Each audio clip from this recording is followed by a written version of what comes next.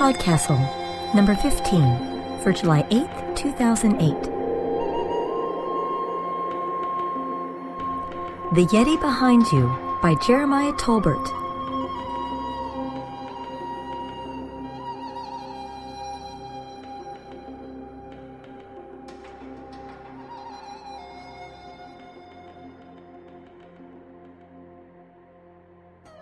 Hello, this is Rachel Swirsky, the editor of Podcastle. As I've mentioned in previous podcasts, I got married a couple weeks ago to my boyfriend of 5 years. It was, as hoped, a very nice wedding. Both of my brothers came out from their Midwest homes to celebrate with us in California, so I got to spend some good time with them, my sisters-in-law, my 8-year-old nephew, and my 5- and 2-year-old nieces.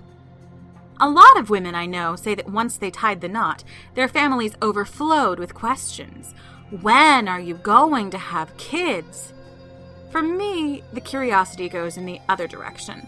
My sisters-in-law, who are both very kind, down-to-earth people, are tolerant of my questions. I never thought I'd want kids, Caroline tells me. I wasn't undecided. I didn't want them. And then I did. Unspoken, she means, don't worry, Rachel. You'll know what you want when it's time. Don't do it unless you really want to, says Emily. Do I? I'm not sure. There's still time to decide. I'm 26, and Mike and I are just starting out together.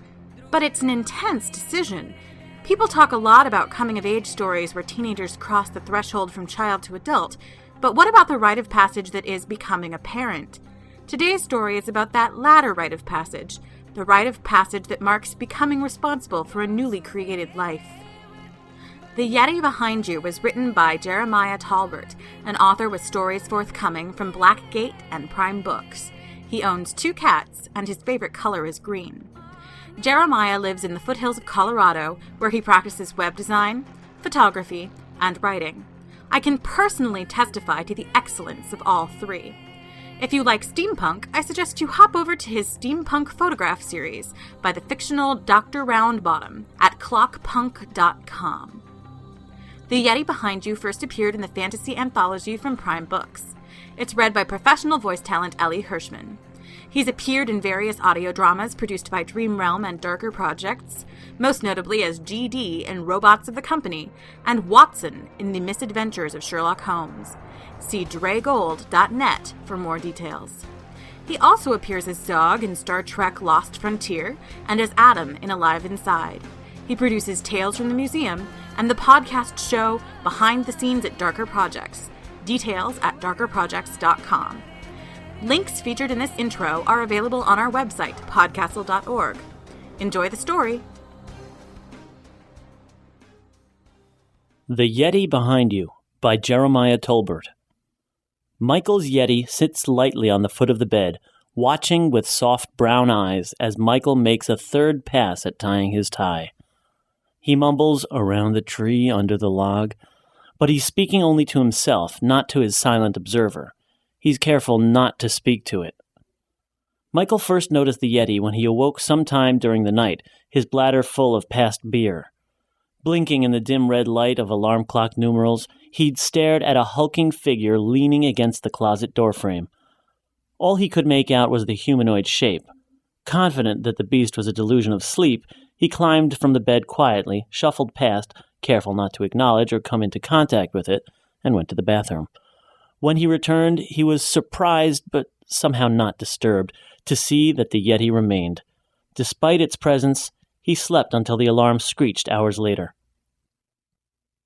Michael looks over the Yeti before leaving the bedroom. He thinks of it as a Yeti because its fur is white. If the fur was brown, he would think of it as a Sasquatch or Bigfoot. Probably Sasquatch, because it sounds less demeaning.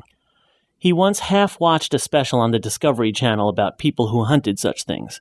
Half-watched because he was also trying to read Pregnancy Today at Beth's insistence. He would have rather watched the special, even though he thought the idea of such a large undiscovered animal ridiculous. The Himalayas, on the other hand, who knows? Asia is big. Michael leaves the bedroom and the Yeti stands and follows. It has to crouch and turn sideways to squeeze through the door. In the living room with its high vaulted ceiling, the Yeti straightens up to its full and impressive height and stretches its thick arms up above its head. Michael hopes that it won't try to fit in his car. As Michael climbs clumsily out of his Saturn, a red Ford pickup pulls into the space next to his.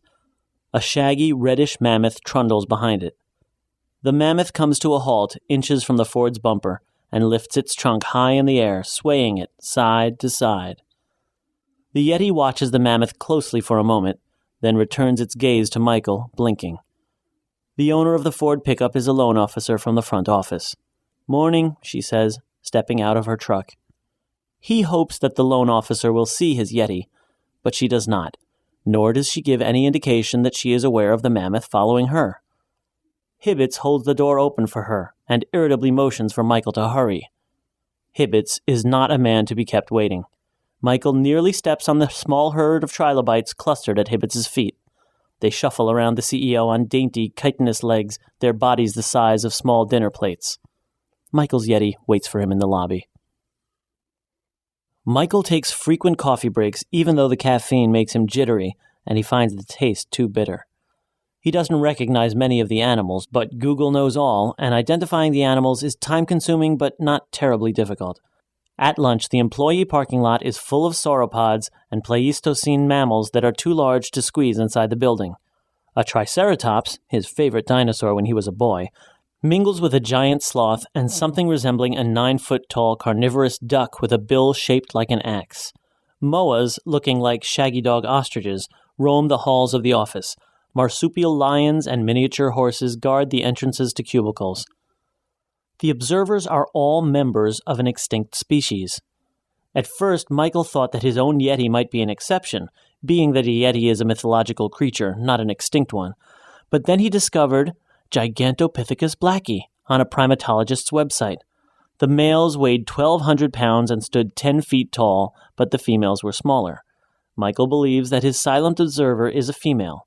He considers the name of Gigantopithecus, but ultimately discards it. Yeti is easier to remember. He finds an interesting quote that he prints out, nervously pacing around the laser printer as it warms up and finally prints. Hibbets would pitch a fit if he found anyone using the printers for personal reasons.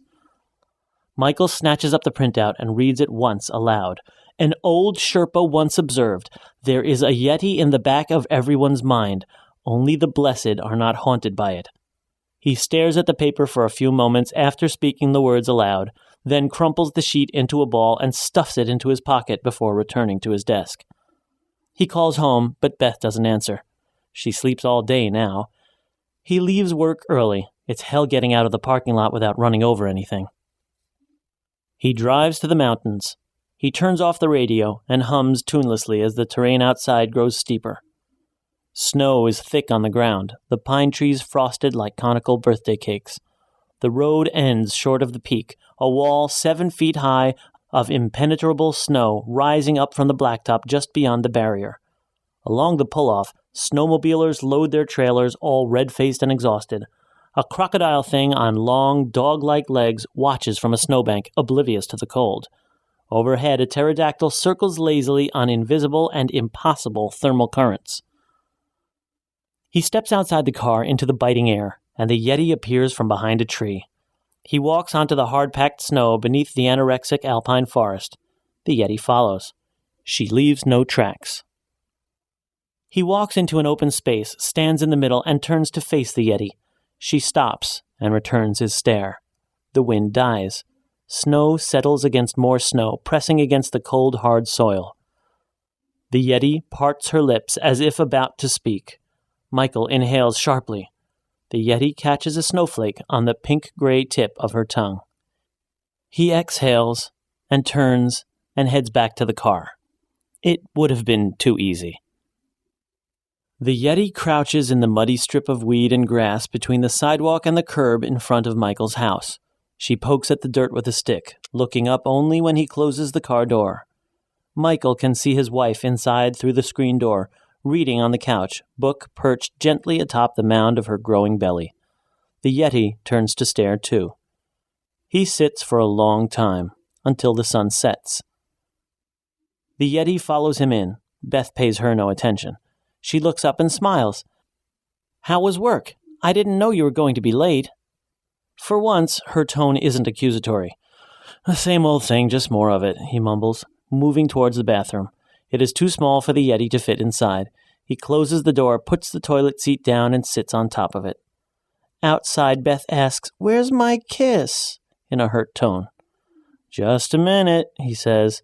He flips through a magazine, but he thinks about the Yeti out there, all alone with his wife and the baby. He flushes and doesn't bother pretending to wash his hands, opens the door, and forces a smile. Beth eases off the couch and wraps her arms around his neck, pulling him into a kiss. He closes his eyes. He feels the Yeti standing just over his shoulder, her arms hanging limp at her sides. He pulls away from Beth reluctantly. "I'm hungry," he says, even though he isn't. "What do you want tonight?" Beth frowns. "I was craving walnuts earlier. Isn't that weird? Now I'm just hungry. Whatever you want." She pats her belly and grins. Michael pretends to think. Given a choice, he'd eat the same thing every day. "Let's order pizza, watch a movie." He pulls Beth onto the couch beside him, careful of her belly. He calls and orders a large pie with pepperoni on one half and artichoke hearts on the other. The Yeti slips past them and sits in his lazy boy. Michael lets Beth pick the movie. They watch an old Jim Henson film called Labyrinth. It's her favorite movie, but Michael finds it off. David Bowie's look hasn't aged well with time. The Yeti leans forward in the chair whenever Ludo, a tall, red-furred, ape-like monster, is on screen. Her fingers dance, and she hesitantly reaches for the screen, then jerks her hand back when the fingertips graze the glass. Michael is suddenly flooded with sorrow. After Beth falls asleep, just before the final battle in the Goblin City, Michael steps onto the porch to watch the evening strollers and the animals that silently follow. The Yeti joins him. It's like history parading past. Michael thinks about asking her a question, but to address her would be to acknowledge the beast as reality. To acknowledge that would be to acknowledge something much worse about himself. He stands there watching, and sometime later, Beth wakes and stands beside him in the doorway. "You're thinking about the baby again," she says. He's not, but he can't say why. He nods instead. "I'm sorry," she whispers. "It's not your fault," he says. "It's a baby. It's nobody's fault. Or we're both at fault." "Are you afraid?" she asks. The Yeti turns her head toward Michael. He doesn't answer for a moment. "Yes, of course," he says. "Aren't you?" Her brow furrows. "I worry." "I dreamed about this once," he says. "It's a little person. It's not like a dog. If it doesn't work out, you're stuck with it, responsible until it grows old enough to take care of itself." She smiles, and sometimes even longer. The panic grips him again. He sweats. His heart races. His hands go numb. "I feel trapped." He looks away. The door slams shut. The Yeti watches without a sound. "Why are you here?" he demands. Almost imperceptibly, the Yeti shrugs. Saturday morning, and the Yeti watches cartoons. Michael always turns on the TV in the morning, while he does the little chores and tasks that have piled up through the week. Lately, the Yeti has been paying less attention to him. She watches Beth whenever she is in the room, but this morning she still sleeps. The baby's kicks kept her awake on the night before. "I don't suppose you could help me fold the laundry?" he asks the Yeti. She doesn't answer. "I didn't think so." The bedroom door opens and Beth's sleepy head pokes out. "Who are you talking to?" "Just the TV," he says. "Weirdo," she says. "That's me." "Would you do me a favor, my love?" "Can't," he says, giving her a theatrical, helpless shrug. "Folding laundry." She mock scowls. "I need walnuts." He snatches up his keys from the corner table, grinning. "I love you," she calls out as he passes through the door. "I love you too," he says back. "I don't mean you," he whispers to the Yeti. She stands between them, looking back at Beth. Michael steps around someone's dodo and examines cans of nuts. The store has pecans, peanuts, and various mixed nuts, but no canned walnuts. He wanders the aisles, avoiding the help and their observers. After a while, he notices the Yeti is gone. He finds her in the baking supplies, next to bags of chopped walnuts. She points to them and then folds her arms across her chest. He wonders what her posture means in Yeti. She looks almost self-satisfied. He sticks his tongue out at her. A woman, surrounded by hairless rats the size of poodles, scowls at him from behind the Yeti. Michael pays in the express checkout lane. A Tasmanian tiger sits at the end of the counter, keeping one eye on the clerk. It looks vaguely bored. "I'm sorry," he says, placing the walnuts on the table. Beth doesn't look up from her book. "They didn't have any?" "No, for what I said." "Oh." She turns the page. "I can't help how I feel," he says. "Is that so?" "I'm still here," he says. "That you are," she answers, looking up, "and that's something." Later, he goes for a drive. He takes the Cherokee. The Yeti rides in the passenger seat, slumped low with her knees tucked up below her breasts. "How long you've been here," he says. "I wonder if you met my father." As usual, she says nothing. If Beth had met him, she would understand. The Yeti hoots softly. Michael is so startled he nearly hits a tree. He pulls over and calms himself before driving home, pushing a little over the speed limit until reaching his street. Michael pulls up next to the house. Beth is sitting on the steps of the porch, clutching her stomach. Her face is a mask of agony. Michael feels panic rising. He opens the door, freezes. Something shoves him hard, and he stumbles onto the street. It is just the momentum he needs. He kicks open the gate and rushes to Beth's side. "What happened?" he shouts. "Hospital," she says weakly. He breaks the speed limit by 20 the whole way. The Yeti rides in the back seat. She rocks from side to side, her arms around her bony knees. "Just a bad case of indigestion, I'm sure," the doctor says, and a strange blue crab scuttles behind him as he paces the ER room. Beth lays on the bed, and by the look on her face, she wants to grab him and shout at him to plant his feet. It took her 2 years to beat the habit out of Michael. It's taken something like this to bring it back. Michael sits in a chair next to her. The Yeti squeezes into the corner behind him. Her head grazes the sound paneling above. For a crazy moment, while the admitter checked them in, he wondered if he should ask if Yetis were unsanitary. He wasn't sure if the Yeti would listen to him if he asked her to stay outside, though. Now he thinks hard about his breathing.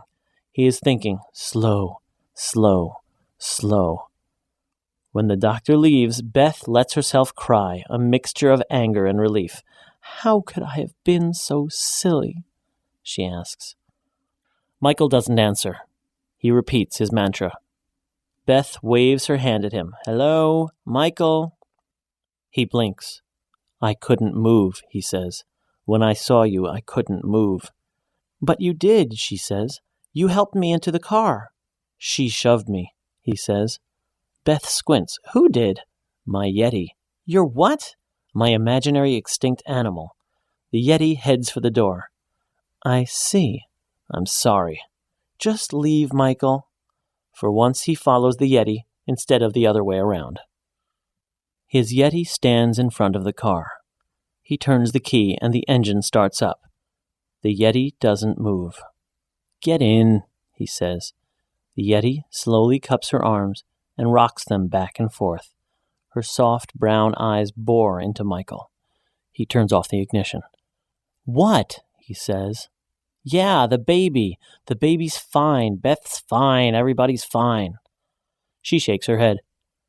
Michael's resolve cracks, and before he knows it, he's sobbing. He rushes back inside the hospital, past the admitter, past security, ignoring their protests. He finds the doctor 2 doors down. "Check again," he shouts. "Check her again." Security guards have Michael by the arms. He sits in a seat in the lobby. One mutters something about the police being on their way. The emergency doors swing open wide, and the doctor steps into the lobby. He motions to the guards, and they reluctantly release Michael.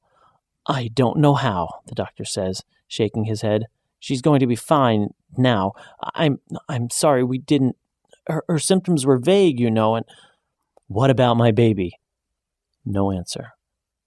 "What about my baby, you son of a bitch?" Outside, something howls to the rising new moon, and Michael's panic rises to meet it. "It's too soon to say," says the doctor. Michael wheels Beth out of the hospital and into the warm spring air.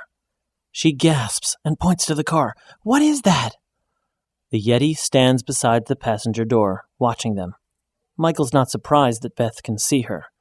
He doesn't have the energy for it. "Gigantopithecus blackie," he says. But Yeti is easier to remember.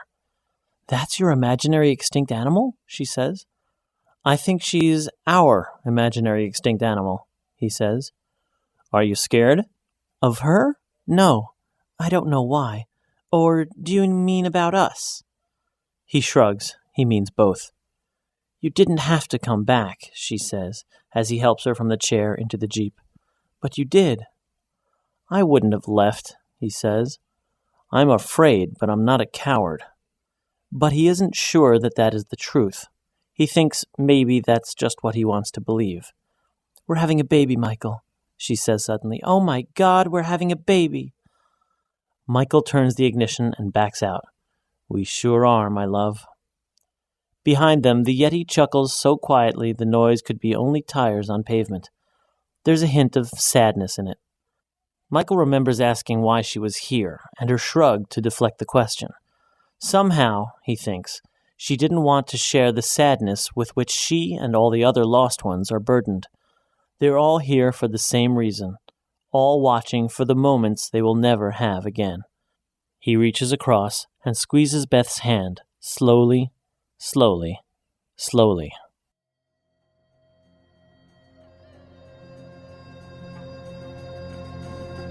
That was the story. This is the feedback.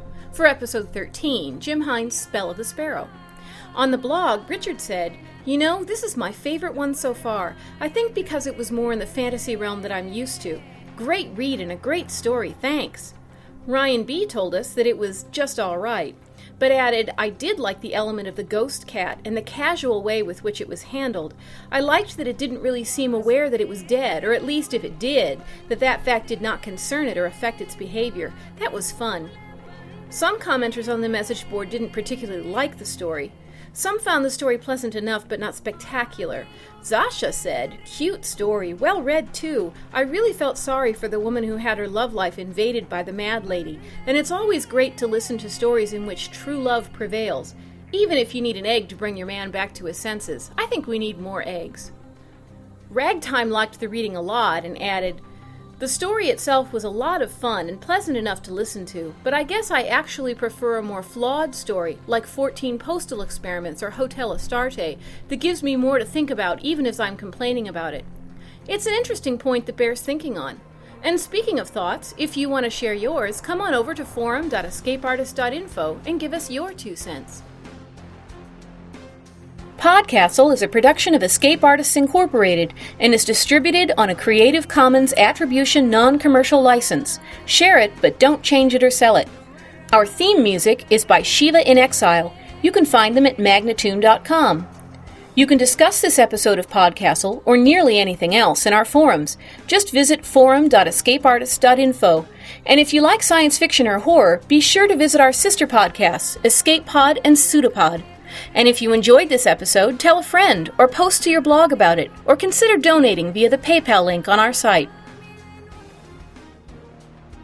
There's an African story of birth, where women gather and send you across the river. And as you walk across this log across the river, you head out with these women. As you go across on the narrowest part, you're alone. No one can be there with you. And as you emerge onto the other side of the river, all the women who have ever given birth are there to greet you. Liz Koch, U.S. writer and editor